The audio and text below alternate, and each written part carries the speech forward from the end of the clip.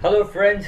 Uh, Today on my show, Mrs. Sheetal is there. She is international certified addictional professional. At the same time, she's a psychologist. She helps a lot of people to come out of addiction. So, and more than that, she is a friend to one of my good friend, Dibjani, and I'm going to interact with her to understand more about her profession and how she's helping a lot of people. She helped a lot of people in Hyderabad. Now she's doing in Mumbai. So let us interact. Hi, Sheetal. Welcome. Well, thank you. Welcome to the show. Is addiction just a bad habit or something more we wanted to know about that? So, we have a moral frame to decide what is good, what is bad, Right, everywhere. right. And in Indian culture, there are a lot of this labeling, isn't it?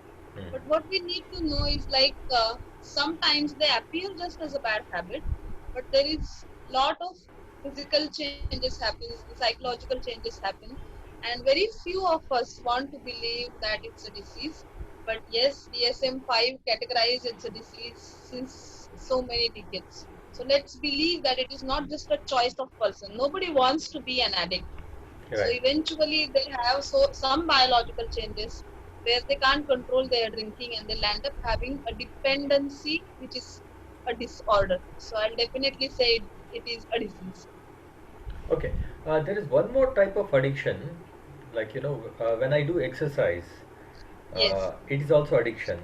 A lot of yes, people, for them, sex is also addiction. Some people, some of the things which the hormonal changes happens, so they are addicted to that.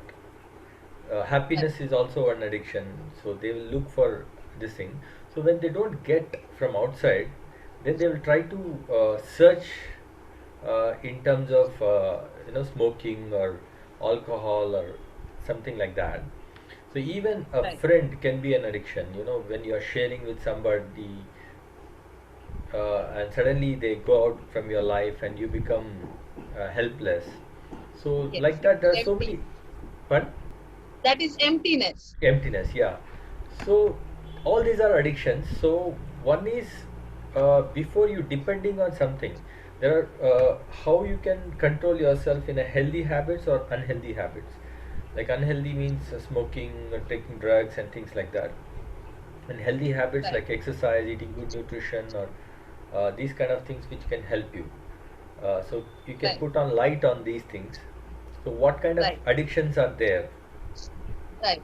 So How there are many? basically two categories when we talk about addiction. One is about something which you are taking in the body.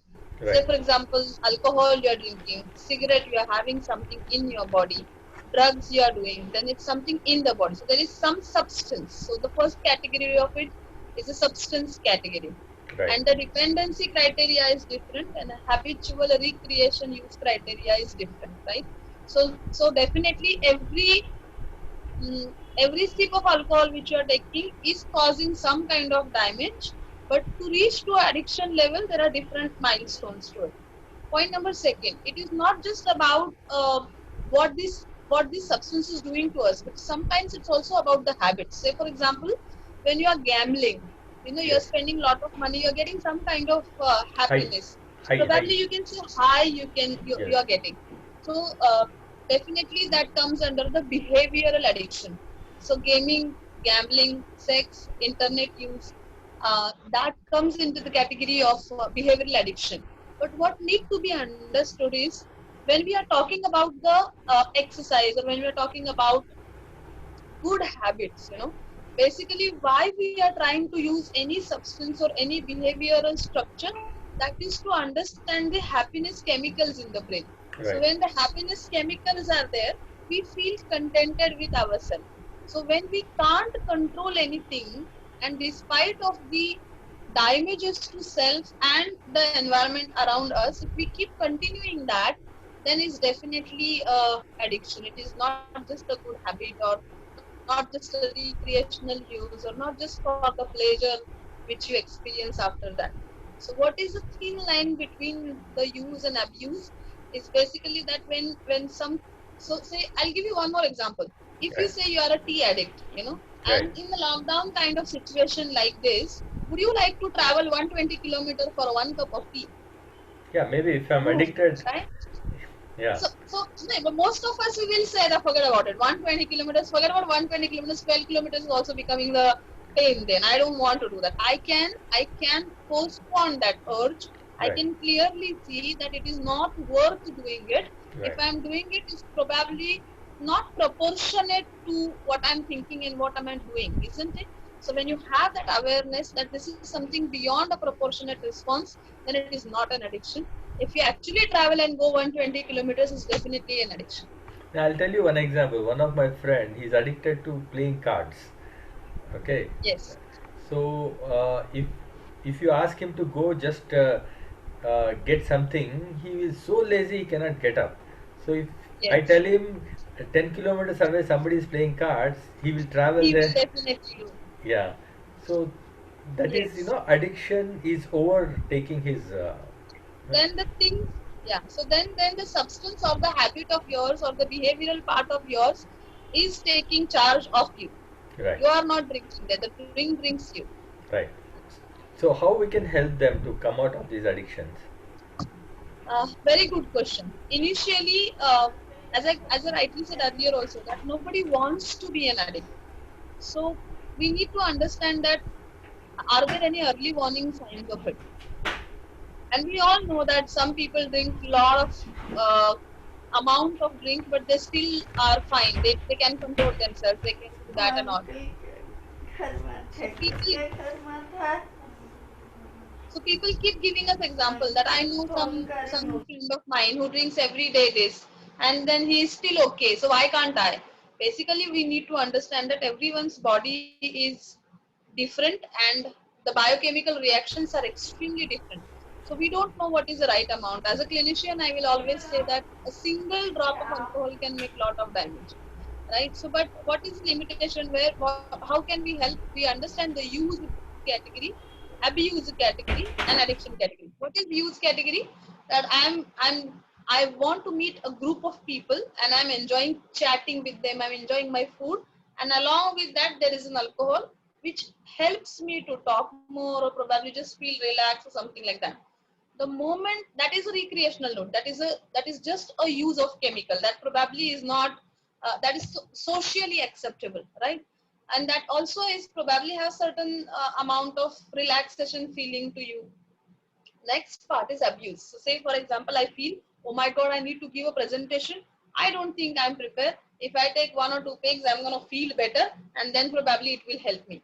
So the abuse category is that you use your alcohol or you use your substance or you use your behavioral habit to overcome certain challenges which you are experiencing in day-to-day life. And the last category is about the addiction where you are extremely dependent. Even if you want to stop it, certain times you cannot, and you keep on making damage and still you continue to use that stuff. I think the hormonal changes or the a lot of chemical imbalances or chemical changes in the body, Yes. which will we are addicted to that. Suppose when you are in love, there is some kind of chemicals released in the body. When you are in sadness, there are some chemical releases in the body. So these things will push you to do certain things. Okay, so that's where the addiction will start, and that is where that is a time when you need friends. That is the time when you need family members to help you or guide you in a right manner. Yeah. So I think for the family members, there are five things which we need to note. Okay. A, there is gradual, over a period of time, you can see gradually the drink and the use of the substance is increasing.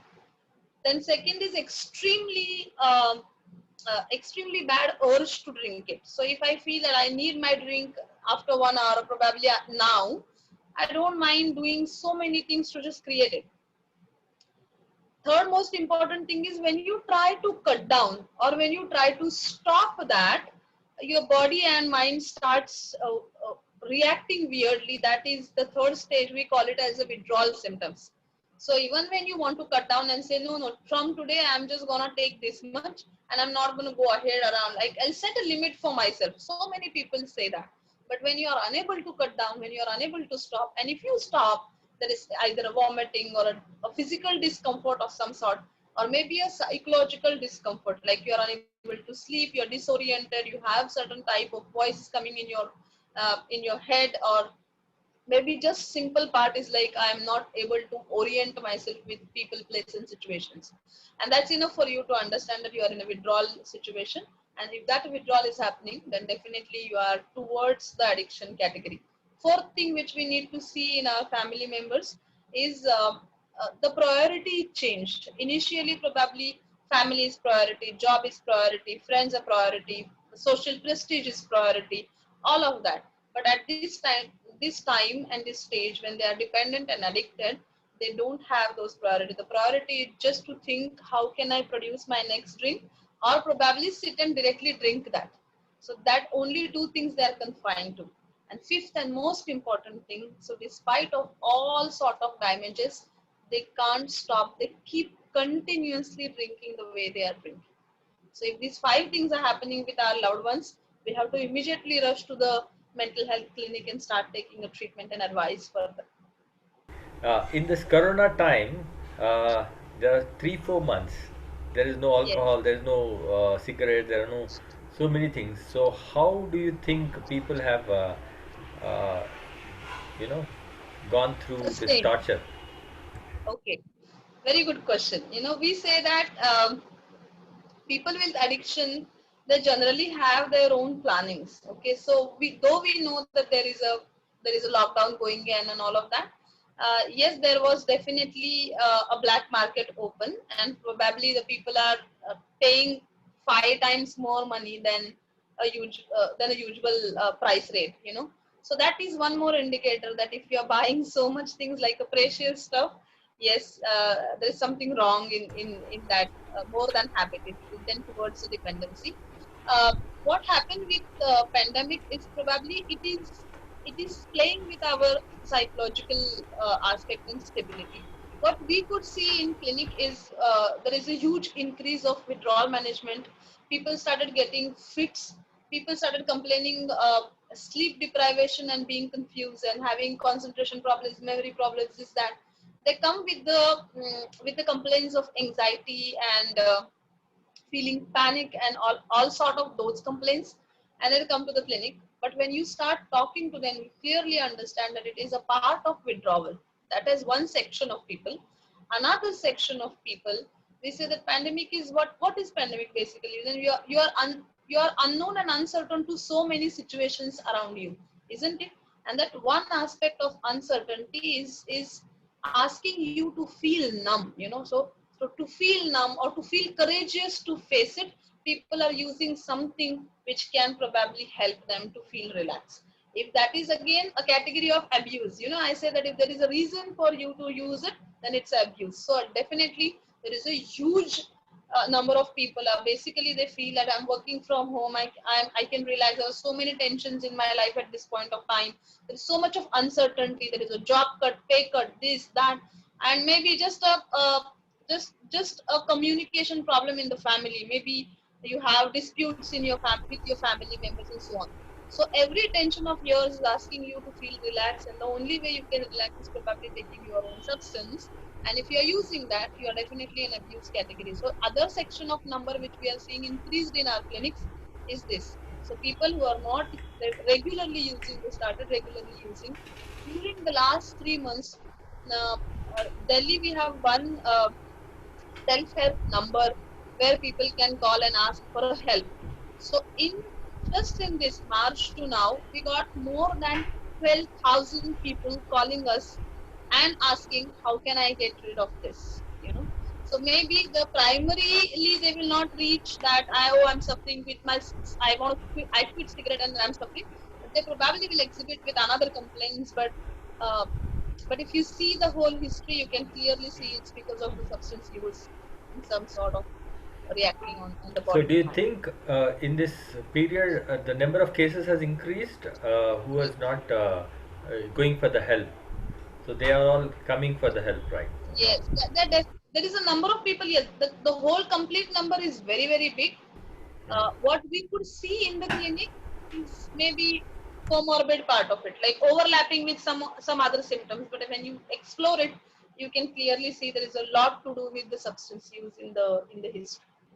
How we can help them, like as a family, as a friends, if we wanted to help? Uh, do you have any number to call, or you know, how as a friend, as a family member, we can help them to come out of these things? So as a family, the first part is like accept that there is something wrong. Okay. Right. So most of the time, what we do with our family members is like everyone can see that this person is drinking every day. Small changes happen, like sudden accident starts happening. If the person is riding two-wheeler regularly, you can see that in last 1 month there are 3 incidences where the person already hit his bike to XYZ thing and all. So you can see some behavioral changes, you can see some psychological changes, you can see some bodily changes. So when the weight started losing, when people are unable to sleep properly, when they are regularly drinking, when they have a history of violation, assaults, maybe in the parties and all of that. If they start having accidents and all, they're primary indicators that they are unable to handle the intoxication, and it is frequently happening. So never just say ki okay, sometimes ye pita hai and other times he is fine. If there is a problem, the very first stage is come out of the denial and say, yes, we can see there is a progression in the intoxication and we are finding it difficult to handle. So the family has to accept it. Second part, never confront the person when he is intoxicated. So they probably try and just control or probably try and talk to them when they are completely intoxicated. Right. So they might give you a lot of promises. They might give you a hope that 31st से बंद कर दूंगा, first से बंद कर दूंगा, birthday से बंद कर दूंगा, all of that.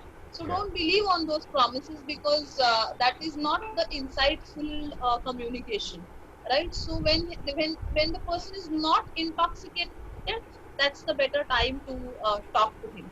If the person is not ready to come to the mental health professionals, then you as a family can go and talk to the doctor and see what can you do, or what the that particular situation demands you to do. The next part is keep the blood reports, the physical examination basically regularly done. So the blood reports, the BP checkup, the food intake, normal parameters of the body. So when you see the body parameters, you know how much damage has been made. So there are liver function tests is something which we need to monitor in these people. And if there is any sort of fit, uh, epilepsy part, if we can say, if there is any sort of fit, maybe after drinking or maybe 48 hours after the drinking and all, report to your doctor immediately. That's important. So what is important? Empathetic listening, giving hope, accepting the problem. The three things which are extremely important for family to follow. Okay. So, do you have any organization where people can connect or contact? Like Yes. different cities, different organizations are there. So, is there any Yes. name for the? So what I'll say that more than an organization, you can always go to a psychiatrist and an addiction therapist. Okay. So both of them they will try and give you a right opinion. In addiction, what generally happens is to diagnose, people directly go to general physician, which is our family doctor. Right. Then they slowly start going to a gastroenterologist, that is Yeah. the doctor for your stomach Yeah. disorders, Right. right? And then they keep on moving from one doctor to another. But try and understand that the team is needed for overcoming the addiction as a disease, and Absolutely. the team consists mainly 4 to 5 people. The very first is your doctor with the MBBS and MD degree in medicine. So he is your family physician, or maybe someone who is specialized in medicine. Right. Second is the liver surgeon. So he will be taking care of the liver dimensions. So any damage to the pancreas, any damage to your liver, any damage to the bowel symptoms of the person and all of that, he will be the first person who can help. The next is your psychiatrist. The psychiatrist help you to overcome the craving and the biological problems which you're having at that point. And fifth is the addiction therapist. That therapy can be done also by the psychologist. So there is very few people are specialized in addiction therapy, but normally the psychologist and addiction therapist can do a wonderful job with them. I'll give you a small example. Say, for example, you are just taking medicine and you are not going to any therapist or maybe addiction therapist or psychologist for that matter. Okay, you are taking medicine. How long you can take medicine? Some or the other that the medicine has to stop, isn't it? So even when you're taking medicines, how about the repetitive thought which says कि आज तो birthday है, आज तो पीना बनता है, right? So you also have to work on the thought process, the urges which you have. There are so many behavioral techniques the therapist and addiction therapist can suggest you, which will help you as a behavioral medicine. So once you completely like once you go to the team and then take the right treatment, then yes, addiction is a treatable as well as preventable disease. Uh, there are wellness retreats where we can take people and try to change their lifestyle patterns into good lifestyle. So, do you think these kind of Sorry, I things are? couldn't hear you properly, Naveen. Yeah, there is a lifestyle wellness retreats. Okay, where we can take the people and keep them there and give them some yoga exercises, and a psychologist will be there to help them to come out of all their stress, and there is a nutritionist who will give the good nutrition, and the team, as you rightly said, the team of people, and if they are in the same atmosphere where they have an access to all the things, then it is difficult to change. So if you take them out to somehow away from the city and keep them for 10 days and try to change the every habit, every aspect, and have a lot of psychological counseling and help them and ask them to meet with other friends. So is it easy to bring back, or it will be? Okay, so instead of first 15 days, I will suggest is that we need a medically supervised detoxification process. So Right. when people stop completely, Hmm. we see they are going into a withdrawal. So their mind and body starts reacting to a complete cut down of alcohol, medicine, or whatever the substance they are using. Right. So there is a difficult window of 72 hours. Hmm. And in some cases, because they have comorbid problems, it could be more than 72 hours. But that first 72 hours, the physician is needed, the psychiatrist is needed, and the physical check by the nurses and all of that is needed. So after the withdrawal, after the medical supervised withdrawal treatment, if we can take them to a non-drinking atmosphere, as you rightly said, the wellness treats and all of that, where the yoga is happening, where the exercises are happening, where the sharing of their experience is happening. There is a guided intervention is happening through a qualified mental health professionals. Then it's the right place. So generally, all the rehabs follow the similar kind of structure for a intervention. Right. So thank you. It was a very nice inputs from you.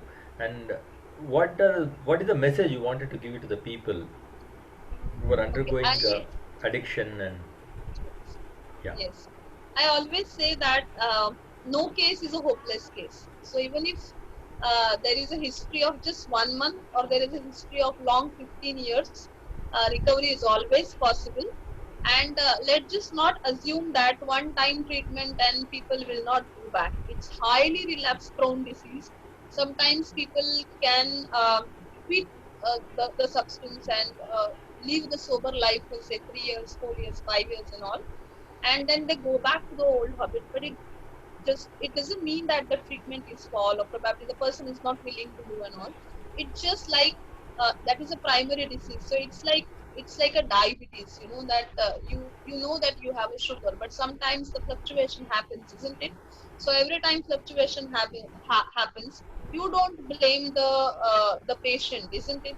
So you have to understand that it's not just a matter of his willingness. He can't come out with just willingness. There is a team required, and if at all there is a relapse happens, then the treatments are available. It's recovery is a journey. It's not a destination. Friends, as she rightly said, it is very important to accept first that there is some problem, Yes. and a lot of people they don't want to accept. They will fight in accepting there is some issues there. Once you accept, then you have to take it to Right. the right person, like psychologist, instead of going around and around different doctors, stomach doctor, they're going to different doctors. Instead of that, you directly go Right. to the specialist, Right.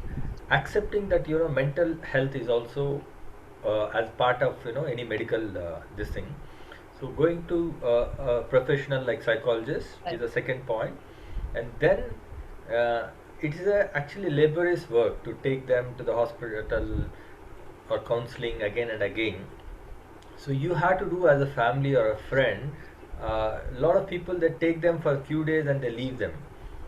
They Right. said, "ये तो सुनता नहीं है, this is like this." So that is where you have to show your you know friendship or your family this thing a strong support. Then only we can bring them back out of all the troubles. Thank Right. you, Sheetal, for very nice inputs. So any other things Best you wishes wanted to to? your channel. Yeah. Any other things you wanted to talk? Because a lot of people comes to me and they say, my brother have this thing. So when you are in Hyderabad, I also sent one or two people to you. So now somebody calls So me. online therapy is a very good idea, Okay, So okay, I don't mind giving that time to the people to give them a right direction of treatment because to be very honest, every case is different. In yes, certain cases, what happens, which is very important point for me to sum up with, is addiction doesn't come alone. It hmm, comes with biological problems and it also comes certain times with the psychological complications. right, So if you are just looking at either a biological problem or the psychological problem, the problem will keep happening. It is like a loop then, right? So give my direct number to them. I don't mind spending a time with them and giving them a right direction of treatment at that point, understanding their medical record and understanding the case at that point. Even the support system we need to take in consideration because not every person who is suffering with addiction has a good support system around him. can you explain the biological challenges? Uh, Okay. I'll tell you that when we say that people are taking alcohol, so alcohol is a category of drug which comes from the depressive category drug. right, Wherein if you are taking heroin or maybe opium or marijuana or something like that, the class of drug changes. As per the drug category, the the changes in your body happens. Say for example, the people with alcohol will have comorbid problems is what one and more problem. Okay, right, so alcoholic will always complain about the liver problems, the functionality of it, IBS, and then pancreatic problems, and so on. Okay, psychologically, they are more prone to feel anxious and depressed and having a assault sort of that kind of time, like very aggressive behavior certain times. Basically, a mood category problem which they will always feel. Wherein when you go ahead with multiple drug use, say for example, somebody is using marijuana also and um, cocaine also and something else also, then probably they have lot of sensation seeking. So they might go towards bike racing kind of behavior or maybe uh, more thrill seeking sort of behavior. So there the personality disorder chances are more higher. So we need to not just think about then substance, but also the underlying conditions of them, right? Maybe biological conditions or maybe a mental health conditions of them. So one and more aspect needs to be counted. So so funnily I say when people come to me, they are broke. I don't know where to start. I mean, the family is not supporting. They don't have money. The health is really in a bad condition. They're already having some or the other sort of psychological trouble with them, and every aspect of their life seems like a broken aspect, right? So I always say that, oh my God, I don't know where to start.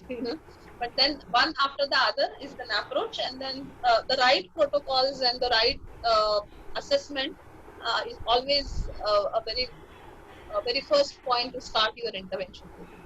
yeah.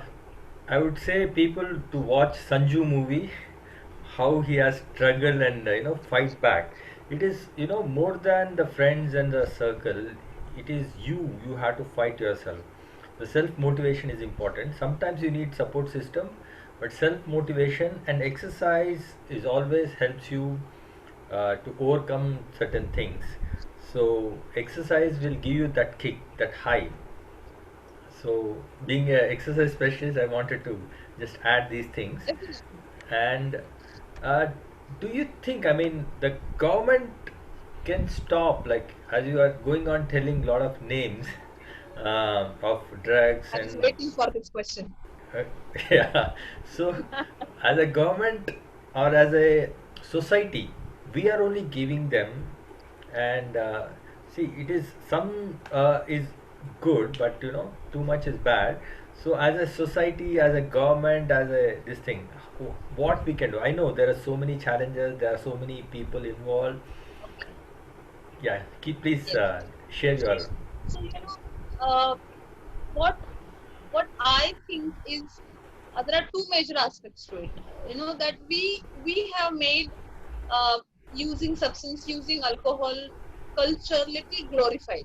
So to call someone modern, to call someone cool, to Yes, call someone social, also we feel it is mandatory for us to adapt the using culture in any sort.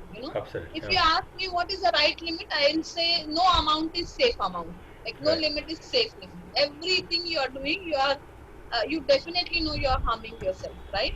right, And then why the government has to there are a lot many people ask me that don't you think government has to ban it, don't you think government has to ban it? But if that is so, then it is saying like this, the diabetic patients will then tomorrow say that mithai dukan should not be open because we are diabetic. How can we control if the right, right. mithai shops are open?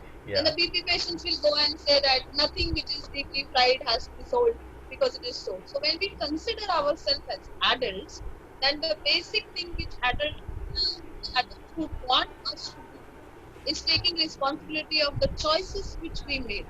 So making the right choices. The choice of making choices is the adulthood, isn't it? So I think those people who are probably they don't have this chemical problem with them. They don't have this reactive pattern from their body. They can probably drink. right. But if we know that we are allergic, if we know that our mind and body is reacting to it, let's make a right choice for ourselves. Just consider ourselves like this is one more disease like diabetes. This is one more physical and psychological condition, which is my disease, and I am responsible for my recovery. So I think having a hope from the external world probably will not give us a hopeful environment and solution. Yeah, I am actually my this thing was whatever you said is a very good explanation or example. So, for example, now the drugs are easily available, and the kids, school kids, are depending on them. So these kind of Right. things we can stop. See, alcohol, as you rightly said, it's a part of the society. You wanted to show off that you are in a big Yeah. society. But then that is not mandatory. I mean, this is if I say tomorrow that I don't want this culture in my family because I can see the damage happening after it, so I choose not to go on that path. That's fine enough, you know. Or probably when you see the progression, accidentally, if one person in your family started reacting really bad, then probably you can take right decision at that point of time. So to start with, as a as a society, as a family, as a parent, what we need to do is feed ourselves the right information. So never give this kind of casual messages to your children that uh, once in a while if you are doing drugs, that's fine. Mhm. It's not fine. It's definitely not fine. So, and what age you wanted to introduce them is also another point which you, I think, need to speak to the mental health professions and then decide. It cannot be like at the age of 15, age of 16, just because the family party is going on, you can ask your teenager to join you. It Right, cannot be like that. The early exposures are always in invitation for unmanageable use. right. Thank you. You have given a very, very good inputs, and we will talk on different topics if you are interested sometime later. Sure. Okay. Thank you so much. Thank you. See you. Have a nice day.